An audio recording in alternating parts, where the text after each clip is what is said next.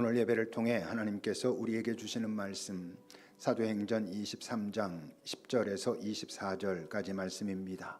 이 살아계신 하나님의 말씀을 박정남 집사님이 낭독할 때 하나님의 음성을 들으시기 바랍니다. 큰 분쟁이 생기니 천부장은 바울이 그들에게 찢겨질까 하여 군인을 명하여 내려가 무리 가운데서 빼앗아 가지고 영내로 들어가라 하니라. 그날 밤에 주께서 바울 곁에 서서 이르시되 담대하라. 내가 예루살렘에서 나의 일을 증언한 것 같이 로마에서 증언하여야 하리라 하시니라. 날이 새매 유대인들이 당을 지어 맹세하되 바울을 죽이기 전에는 먹지도 아니하고 마시지도 아니하겠다 하고 이같이 동맹한 자가 40여 명이더라. 대제사장들과 장로들에게 가서 말하되 우리가 바울을 죽이기 전에는 아무것도 먹지 않기로 굳게 맹세하였으니 이제 너희는 그 사실을 더 자세히 물어보려는 척하면서 공회와 함께 천부장에게 청하여 바울을 너희에게로 데리고 내려오게 하라. 우리는 그가 가까이 오기 전에 죽이기로 준비하였노라 하더니 바울의 생질이 그들이 매복하여 있다 함을 듣고 와서 영내에 들어가 바울에게 알린지라. 바울이 한 백부장을 청하여 이르되 이 청년을 천부장에게로 인도하라.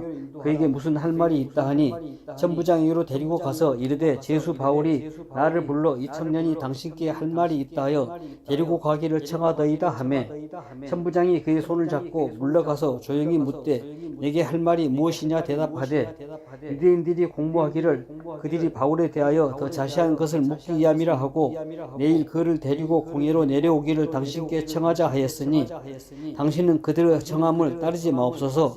그들 중에서 바울을 죽이기 전에는 먹지도 않고 마시지도 않기로 맹세한 자 40여 명이 그를 죽이려고 숨어서 지금 다 준비하고 당신의 허락만 기다리나이다 하니 이에 천부장이 청년을 보내며 경계하되 이 일을 내게 알렸다고 아무에게도 이르지 말라 하고 백부장 둘을 불러 이르되 밤 제3시에 가이사라까지 갈 보병 200명과 기병 70명과 창병 200명을 준비하라 하고 또 바울을 태워 총독 벨릭스에게로 무사히 보내기 위하여 짐승을 준비하라 명하며.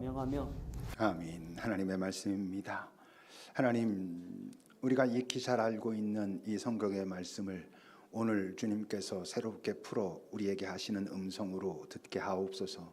겸손히 우리의 마음과 몸과 영혼의 그 문을 열고 당신의 임재를, 당신의 가르침을 우리가 받겠나이다. 우리의 그 은총을, 당신의 은총을 허락하여 주십시오. 우리가 모으는 예물이 하나님께서 기뻐하시는 예물, 이 땅에서 잘 사용되고 잘 많은 이들에게 사랑을 전할 수 있는 곳에 잘 사용되게 우리들의 삶도 마음도 함께 있게 하옵소서. 예수님의 이름으로 기도합니다. 아멘.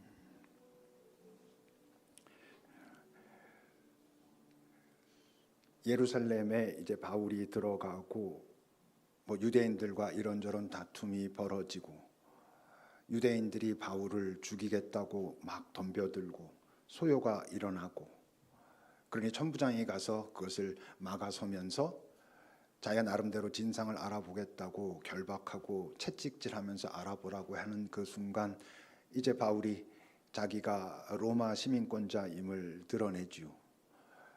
이제 천부장이 당황합니다. 로마 시민에게 그렇게 하면 안 되는 거니까. 그러니 이제 천부장은 진상을 제대로 알아봐야 하겠기에 그 유대인 종교 지도자들의 모임인 그 공회를 모아서 바울로 하여금 자기 이야기를 하게 하고 또 거기에 대해서 그 공회 사람들은 뭐라고 말하는지 이제 듣게 하려고 들어보려고 그 모임을 이제 하게 됩니다. 근데 이제 그 공회 속에서 바울이 무언가를 말했을 때 분란이 일어납니다. 10절입니다. 큰 분쟁이 생겼습니다. 그러니 천부장은 바울이 지금 로마 시민이니까 그들에게 그렇게 찢겨지면 자기가 책임을 지니까 군인을 명해서 다시 무리 가운데서 그 바울을 빼앗아 가지고는 자신의 그 군 영내로 데리고 들어갑니다. 왜 저런 분쟁이 생겼을까? 저 분쟁은 그 유대인 지도자들과 바울의 분쟁이 아닙니다. 나름 바울이 지혜를 보인 거죠. 바울이 그 전에 그 일반 대중들, 일반 회중들에게 자기를 변명할 때는, 자기 변호를 할 때는 자기의 경험을 이야기했잖아요. 다메섹으로 가는 길에 내가 이런 경험을 했었다. 그래서 내 삶이 바뀌게 됐다. 이런 자기의 경험을 얘기했는데 오늘 공회 앞에서는 공회는 유대인들 지도자고 단순하게 말하면 유대교의 신학자들이라고 할 수 있단 말이에요. 그들 앞에서는 자신의 신학을 그 이야기를 합니다. 6절을 보십시오. 바울이 이제 그 공회에 가 보니까 그들 그 지도자들 중에 일부는 사두개파 사람들이고 일부는 바리새인인 것을 알고는 공회에서 말한 거예요. 형제들아, 나는 바리새인이다. 또 바리새인의 아들이다. 죽은 자의 소망, 곧 부활을 내가 사람들에게 전하기에 지금 이 고통을, 고난을, 핍박을 당하고 있다. 내가 전하는 것은 부활인데 그것 때문에 내가 이렇게 핍박을 당해 라고 그 앞에서 말한 거예요. 이게 왜 분란이 일어났을까요? 사두개파, 사두개인들의 신학과 바리새파, 바리새인들의 신학이 이 부분에서 아주 극명하게 달랐거든요. 7절을 보세요. 그 말을 바울이 했을 때 바리새인과 사두개인 사이에 내분이 일어납니다.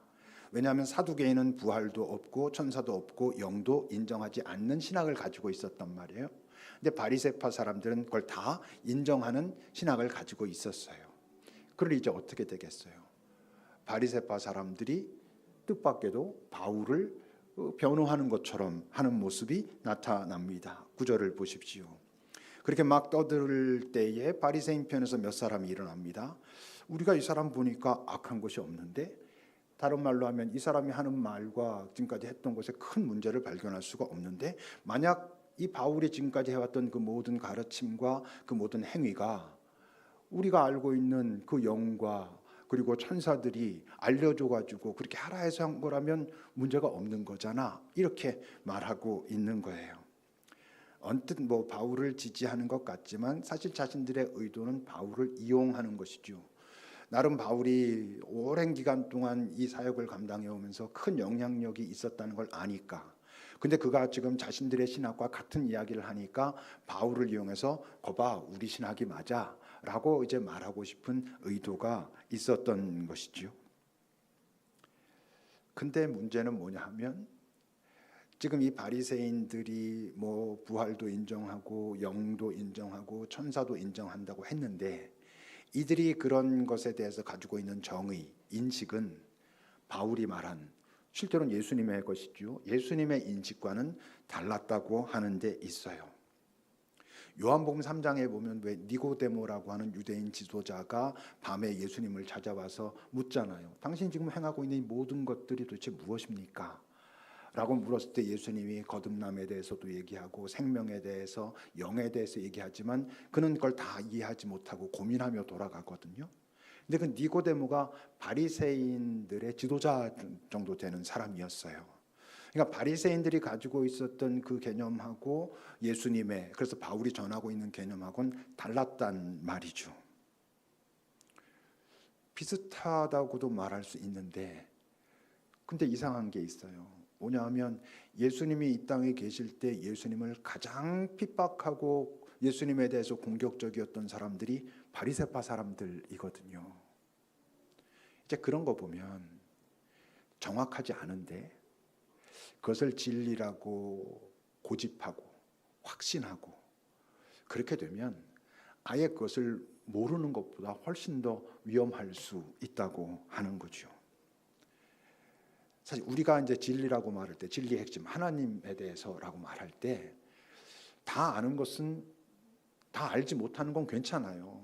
왜냐하면 어차피 불가능해. 우리가 하나님에 대해서, 하나님과 관련된 것에 대해서 어떻게 다 알겠어요. 하지만 아는 것은 정확해야 되는 것이지. 아는 것을 어설프게 알고 그것을 확신하면 문제라고요. 근데 문제는 아는 거는 정확해야 되는데 그게 가능하냐고. 우리가 여러분 하나님에 대해서 어떻게 100% 정확하게 알겠어요? 다 아는 건 말할 것도 없고 우리가 지금 알고 이렇게 나누는 것이라고 해도 이게 100% 맞아라고 어떻게 말할 수가 있겠어요? 유한한 우리들이. 그러니 아는 건 정확해야 되는데 그게 불가능하다면, 우리가 그걸 인정할 수밖에 없다면 어떻게 해야 된다고? 우리가 하나님에 대하여, 하나님과 관련된 많은 것들에 대하여 겸손해야 된다고요. 그리고 그것들을 의심할 줄 알아야 돼요. 무엇보다 그 하나님을 알아가고 있는 나를 의심해야 된다고 그랬고, 내가 지금 어떤 의도로 왜 이 하나님이 바로 그 하나님이라고 생각하지?를 생각해 봐야 되고, 또 내가 지금 알고 있다고 하는 내가 가지고 있는 그 하나님에 대한 이미지, 하나님은 어떤 분이시다라고 하는 것, 그리고 그분과 관련된 것들도 의심해야죠. 이 의심은 하나님을 의심하는 거 아니죠. 물론 하나님을 부정하는 건 더 아니에요. 오히려 그런 의심을 통해서 우리는 그 하나님께 접근해 가는 거죠. 점점 그 하나님을 알아가는 것이고, 그리고 그 하나님을 알아가면 갈수록 나라고 하는 실체도 알아간다고요. 아까 니고데모 이야기를 했는데, 그 니고데모가 예수님을 찾아와서 여러 가지 묻고 듣고, 그러나 다 이해하지 못하고 고민하며 돌아갔는데, 니고데모가 한 번 더 등장하죠. 성경에. 어디에 등장합니까? 예수님이 죽고 난 다음에 그 무덤에 등장하잖아요. 아리마대 사람 요셉과 함께 예수님의 그 장사를 치른 사람이 바로 그 니고데모거든. 여러분, 그 요한복음 3장에 나타나서 예수님과 어떤 대화를 나누고 고민하며 돌아간 어떤 여정이 있었고, 그 여정이 있었기에 그 예수님의 죽음의 자리에 온 거잖아요. 그 여정은 점점 예수를 알아가는 여정이었을 거예요. 그때도 물론 다 알지 못했죠. 그 장례를 치고 난 후에 나중에 예수의 부활 소식을 듣고 부활의 예수를 경험하게 되면 그의 예수님에 대한, 하나님에 대한 인식은 더 바로 그 하나님께로 가까워졌겠지요. 이 땅에 사는 우리는 100% 아는 것이 아니고 그 하나님께 점점 가까이 가는 거라고 하는 거지요. 자, 어쨌건 이제 그런 상황 속에서 바울이 또다시 죽음의 위협을 느끼고, 일반 유대인 대중에게뿐만 아니라 유대인 지도자들이 있는 곳에서도 그가 죽음의 위협을 느끼고 다시 감옥에 갇혔어요. 11절입니다. 그날 밤 주께서 바울 곁에 서서 말씀하십니다. 담대하라. 네가 지금 여기 예루살렘에서 내 일을 증언한 것 같이 로마에 가서도 증언하게 될 거야 라고 하는 음성을 듣습니다. 뭐 다양한 어떤 음성을 들은 거겠죠. 저거 관련된. 근데 저 밤은 사실 이렇게 쉽게 잠들 수 있는 그런 밤이 아니잖아요. 저 밤은 그냥 어두운 밤이란 의미도 있지만 그의 인생에서도 되게 힘들고 어려운 시절의 밤인 것이죠. 끊임없이 지금 자기의 생명을 아주 구체적으로 노리고 있는 그런 상황에서 맞이하고 있는 밤이니 말이에요. 이런 밤에는 생각이 많아지죠. 그 많은 생각들이 이뤄내는 복잡한 감정들이 있어요. 그 감정들이 또 다른 생각들을 만들어내고 그것들이 서로 왔다 갔다 하면서 막 많은 것들이 얽히고 그래요. 물론 긍정적인 것도 있고 부정적인 것도 있고 그것들이 막 얽히는 그런 상황인 거죠. 이 생각했다가 저 경험도 기억했다가 또 이런저런 상상도 했다가 자기 나름대로 속에서 올라오는, 근데 거기서 주의 임재를 경험합니다. 아까 그 주님이 나타나셔서 염려하지 마라, 담대하라, 네가 이렇게 돼야 돼 라고 말씀하시잖아요. 근데 여러분, 그 모습이 어떻게 나타났을까요? 이 사람이 그 자리에 앉아서 또는 누워서 이런저런 고민, 생각, 여러 감정들 막 그러고 있을 때 갑자기 거룩한 음악이 들리면서 뭐 빛이 확 드러나면서 하나님이든 하나님의 천사든 나타나가지고 그렇게 말을 했을까? 그랬다면 또 우리 얘기가 아니죠. 우린 그렇게 하나님을 경험하지 못하잖아요.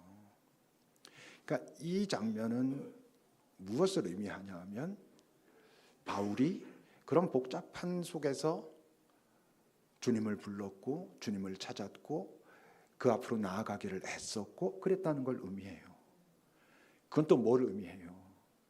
자기에게서 올라오는 그 상황이 만들어내는 여러 생각과 그 생각 때문에 일어난 여러 감정들, 그것들이 만들어낸 또 복잡한 생각들이 있었지만 거기에다가 자기를 그냥 방치해 두지 않았다는 것을 의미하는 거죠. 밤을 경험해 본 사람들은 다 알지만 여러 생각이 올라오고 그것이 어떤 감정을 만들어내고 뭐 거기엔 긍정적인 것도 있고 부정적인 것도 있지만 그 생각들을 막 쫓아가다 보면 결국 어느 쪽으로 흘러가? 부정적인 쪽으로 흘러가잖아요. 왜? 그런 순간이 되면 우리의 지금까지 내가 살아왔던 삶에 대한 기억이 왜곡되거든요. 그것이 왜곡될 뿐만 아니라 내가 앞으로 어떻게 될까라고 하는 우리의 상상도 망가지고 왜곡되기가 쉽거든요. 그러면 이제 두려움 또는 원망 그리고 조급함 이런 데 빠지게 되는 거예요. 전혀 그럴 것 같지 않지만 내가 지금까지 경험해온 하나님이 맞지라고 하는 의심도 생기고, 그가 나에게 항상 동행하신다 그랬는데 그 정말 맞는 거는 맞는 거겠지라고 하는 그런 생각들도 생기고, 복잡해진 마음 속에 머물게 된단 말이에요. 그쪽으로 자꾸 수렴해 간다고 하는 거죠. 근데 이제 바울은 그러지 않았다는 거죠. 인생의 밤이 오지요. 힘들고 어려운, 정말 잠들기 힘든, 잠 못 이루는 밤이 옵니다. 물론 나중에 보면 결국 또 그 밤도 지나가고 뭐 아침을 맞이하기도 하죠, 우리가. 근데 여러분, 그 밤에 그 주님, 오늘 바울이 그런 것처럼 그 주님을 찾고, 그래서 그 주님의 음성, 주님의 임재를 경험하는 것하고, 그러지 않고 그 밤이라고 하는 현실에 휘둘리며 거기서 올라오는 생각과 감정에 나를 방치한 것하고는, 밤은 똑같은데 아침이 다르거든요. 전혀 다른 아침을 만나게 된단 말이죠. 12절을 보세요. 이제 날이 샜을 때 유대인들이 무리를 지어서 그들이 모여 맹세해요. 바울을 죽이기 전에는 먹지도 않고 마시지도 않겠다. 근데 여러분, 저들도 어쨌건 나름 힘든 밤을, 치열한 밤을 보낸 거예요.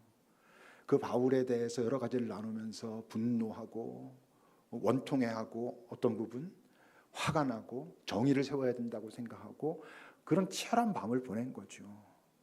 근데 그 밤을 보내면서 이들이 들은 음성은 뭐겠어요? 자기 내면의 음성이죠. 그냥 편견으로, 자기 의로 딱딱해진 그 마음에서 올라오는 음성을 들은 거고, 그 음성은 이들로 하여금 분노하게 하고 증오하게 하고 죽이겠다고 살의까지 갖게 하는 그런 음성을 그들은 들었고 그걸 고집했어요.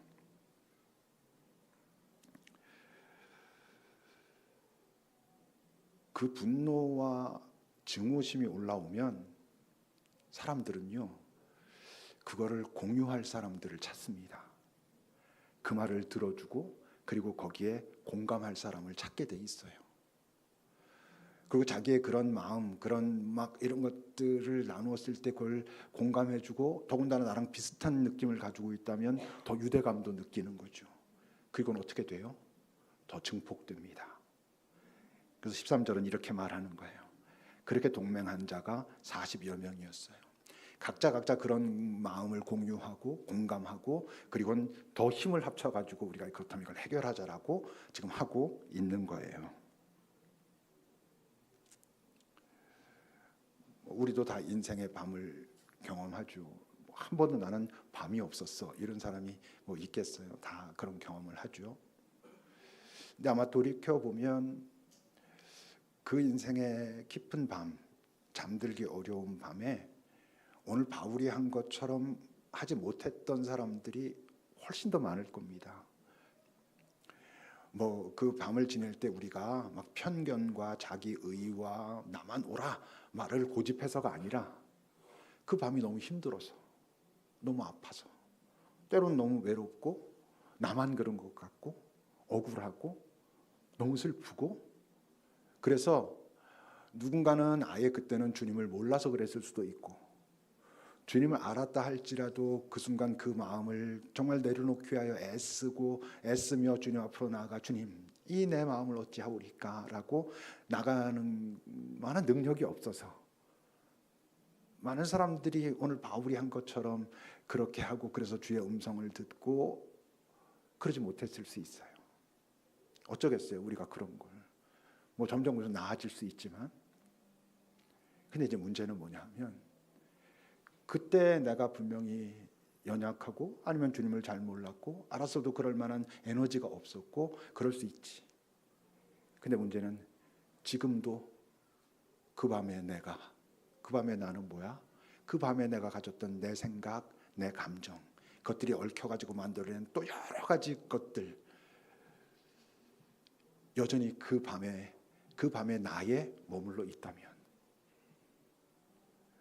그러면 본인들은 자각하지 못하도 요즘의 아침도 그 밤에 내가 주도하고 있을 거예요. 그 밤에 느꼈던 내 감정, 내 억울함, 내 상처, 내 분노, 미움, 증오, 이런 것들이 요즘의 나의 아침을 또 이끌어가고 있으면 너무 억울하잖아요. 그럼 어떻게 된다고? 그걸 나눌 사람이 필요하다니까요. 더군다나 나랑 비슷한 상황에 있는 사람이면 더 좋아라는 표현은 이상하지만 훨씬 안도하고 좋아. 그리고 얘기하면 서로 공감해. 그러면서 그게 시너지가 일어나. 좀 이렇게도 하니까 좀 풀린다 할지 몰라요. 같이 있을 때 잠시 그럽니다. 근데 여러분 돌아서면 어차피 또 혼자잖아요. 그러면 어떻게 돼 있게? 그게 막 강화돼 있어요.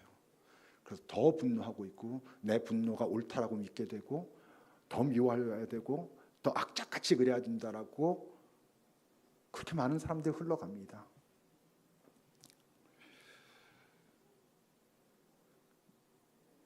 우리 영성훈련의 그 은총의 역사 경험하기, 또 뭐는 은총을 찾아내기, 이런 프로그램이 있지요. 그건 아무래도 내 인생의 깊은 밤으로 다시 돌아가는 거예요. 그 밤으로 돌아가서 그때 그 사건이 실제로 뭐였지? 라고 팩트를 더 분명하게 알아보고, 그때 경험했던 내 마음, 내 생각, 그때의 내 모습을 잘 살펴보는데, 그냥 혼자 가는 게 아니고 이번에는 주님과 함께 가는 거예요. 내가 그때 주님을 몰랐어도 상관없어. 나는 주님을 몰랐어도 주님은 나를 아셨으니까.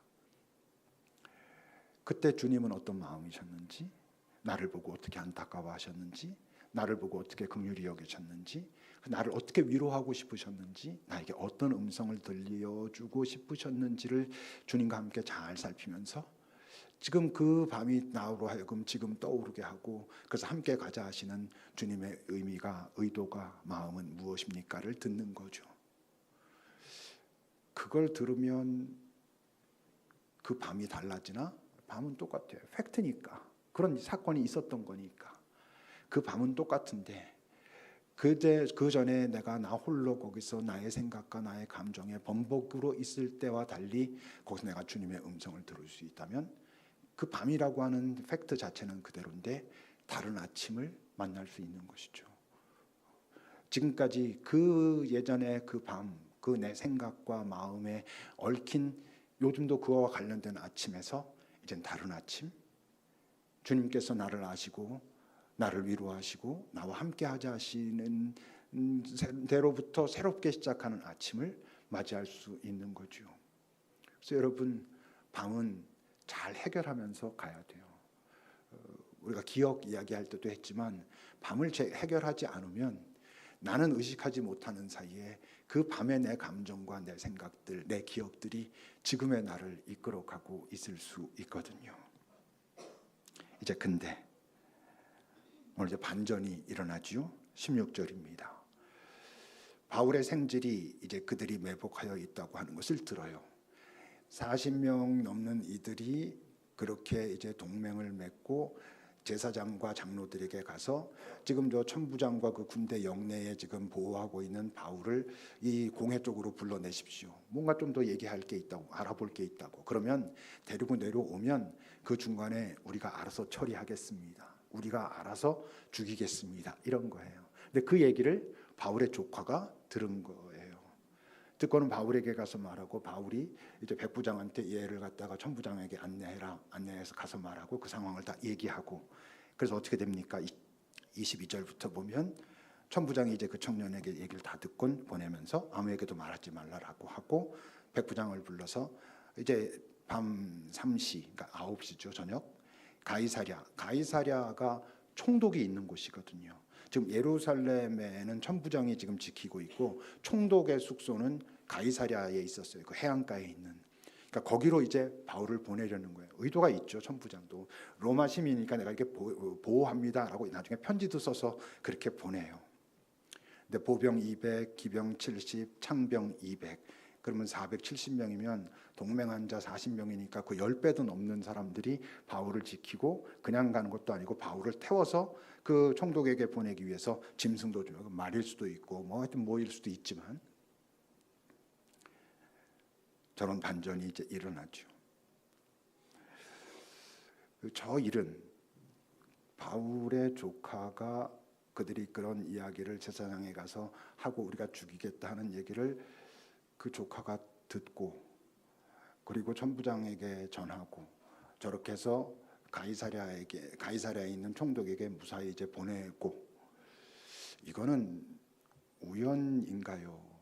아니면 필연, 다른 말로 하면 하나님의 계획과 하나님의 개입으로 일어난 일일까요? 사실 잘 모르지 않아요? 100% 이렇게 말할 수 있나요? 분명하지 않죠.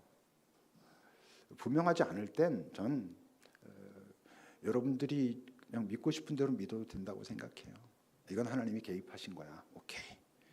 이건 그냥 어떤 상황 속 우연이고 만약에 바울을 죽이겠다고 덤볐으면 또 어떤 다른 상황이 벌어졌을 수도 있고 이 자리가 마지막이지는 아마 않을 텐데 뭐 하나님께서 그렇게 말씀도 하셨고 뭐 또는 그런 얘기가 나중에 기록할 때 바울이 로마까지 가고 이런 것들을 다 경험한 후에 쓴 거니까 뭐 그렇게 썼을 수도 있고 뭐 복잡해요 사실은.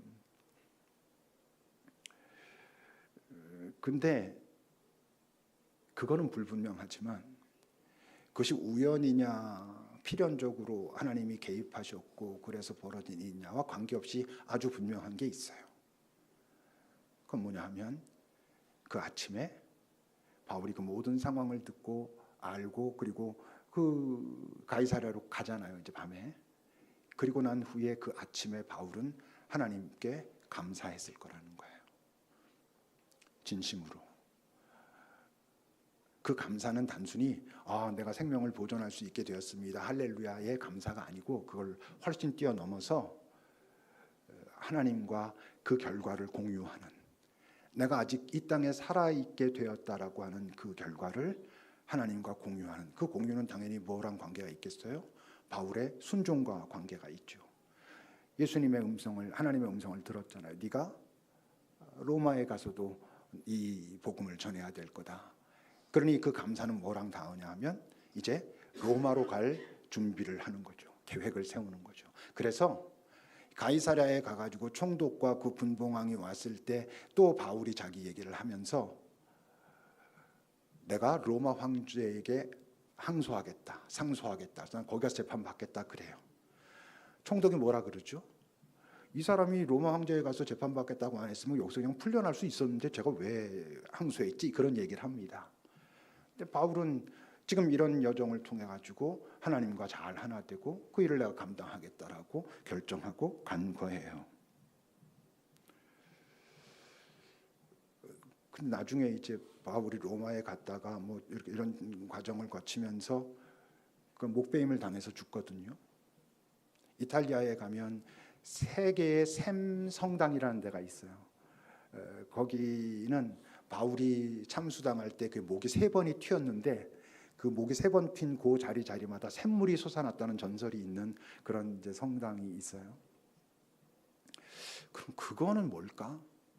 그것도 그러면 하나님이 개입하신 거라고 해도 되고 안 개입하신 거라고 해도 되고 그럴까? 전 거긴 또 두 가지가 분명한 것 같아요. 하나는 하나님이 개입하신 사건이 아니다. 하나님이 그렇게 계획하신 게 아니다. 바울 너는 이 지점에서 목배임을 당해서 죽어라 라고 저는 하나님이 계획하셨을 거라고 1%도 믿을 수가 없어요. 그거는 저는 그래서 분명하다 생각해요. 뭐 하나님 앞에 나중에 혼나도 상관없어요. 두 번째, 그가 목배임을 당하는 그 현장에 주님은 바울과 함께 계셨고 바울이 알아들을 수 있었을 거라 생각해요.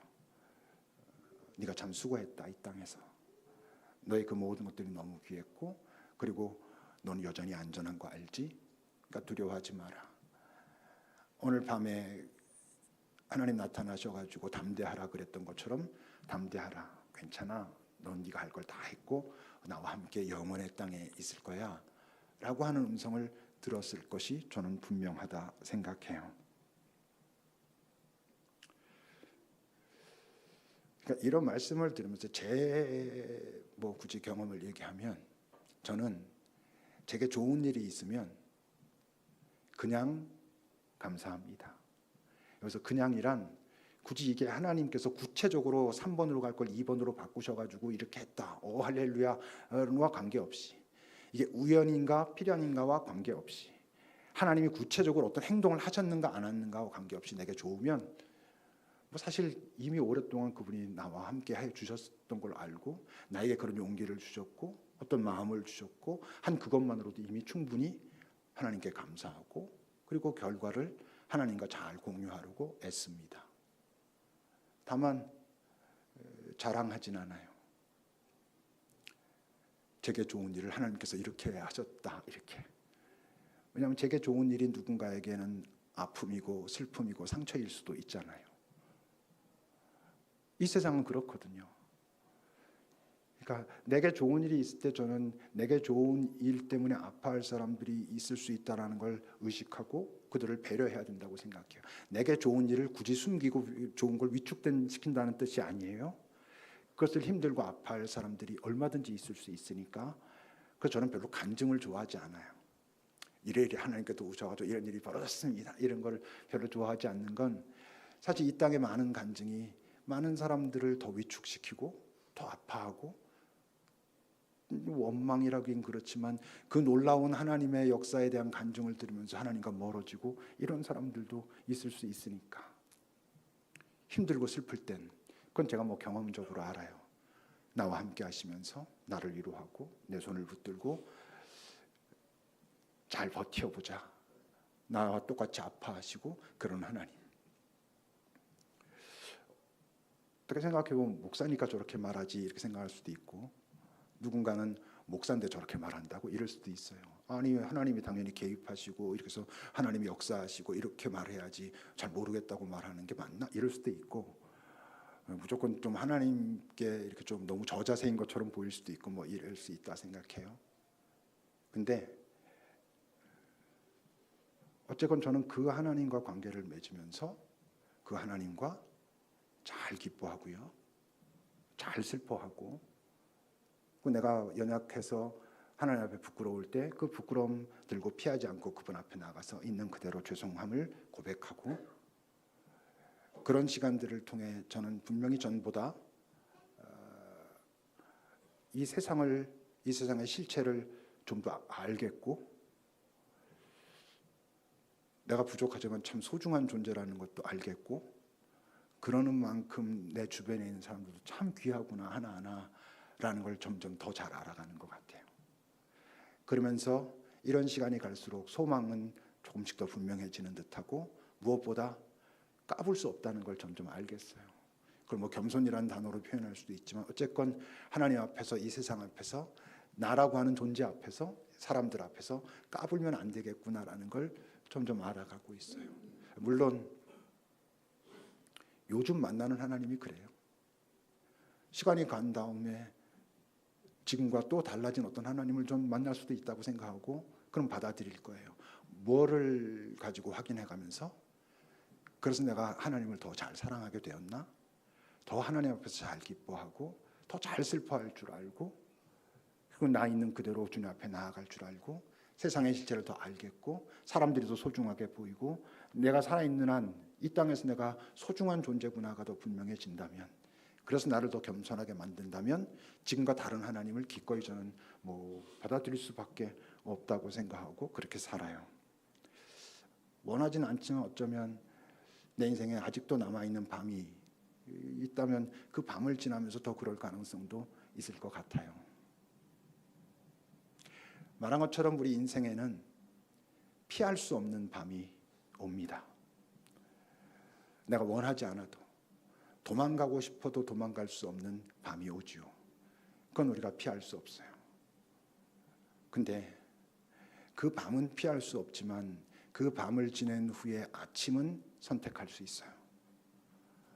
그 밤을 지내며 어떤 음성에 귀를 기울이냐에 따라서 그 밤을 지나며 그 상황이 나에게 주는 생각과 감정에 휘둘리며 그 밤을 지냈다면 그의 아침은 원망과 분노와 저주와 증오로 가득 찬 아침이 될 가능성이 많고요. 엄청 힘들고 아프고 정말 죽을 것 같은 밤을 지냈어도 그 밤에 내가 주를 찾아낼 수 있었다면, 그래서 그의 음성을 들을 수 있었다면 저는 또 살아가는, 그리고 그 삶을 살아가는데 내가 겪었던 밤은 어떤 형태로건 소중한 에너지로 변하는 그런 아침을 살아갈 수 있을 거라 생각해요. 그건 전 우리의 선택의 문제라고 생각해요. 여러분들의 인생에 정말 힘들고 아픈 밤이 오지 않기를 바랍니다. 그러나 올 가능성이 충분히 있는 세상을 우리가 살고 있잖아요. 밤은 피할 수 없지만 아침은 선택할 수 있다는 사실을 놓치지 마시길. 혼자서 감당하기 힘들다면 그것을 그 상황이 만들어내는 자기 감정과 생각만 공유할 사람이 아니라 그 속에서 하나님의 음성을 같이 드러낼 수 있는 사람들과 함께 그 밤을 지날 수 있기를. 그래서 그 아침은 그 밤 때문에 더 아름답게 빛나게 되는, 하나님이 더 나를 더 사랑하시게 되는, 더 함께 잘 걸어가시며 든든해 하시는 그런 아침을 살아가실 수 있기를. 기도합시다.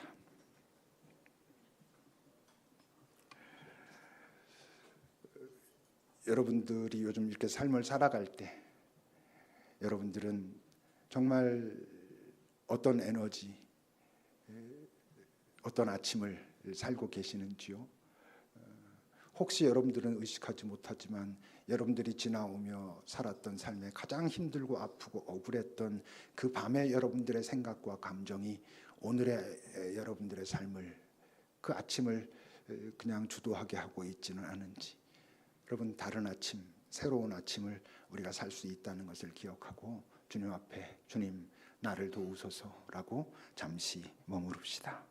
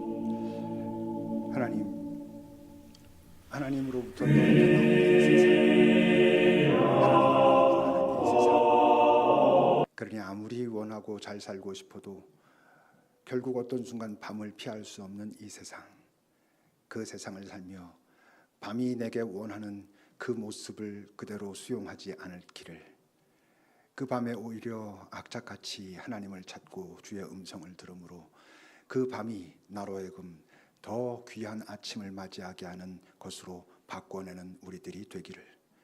이 땅을 살며 예수 믿는 자로 하나님의 자녀로 산다는 건 바로 그런 아침을 맞이할 수 있는 특권을 갖게 되었다는 것을 의미하는 것을 우리가 이 세상에 보이며 살아가는 우리들이 되도록 서로 격려하고 서로 힘을 합쳐 그 길을 함께 가게 하옵소서. 예수님의 이름으로 기도합니다. 아멘. 찬송하시겠습니다.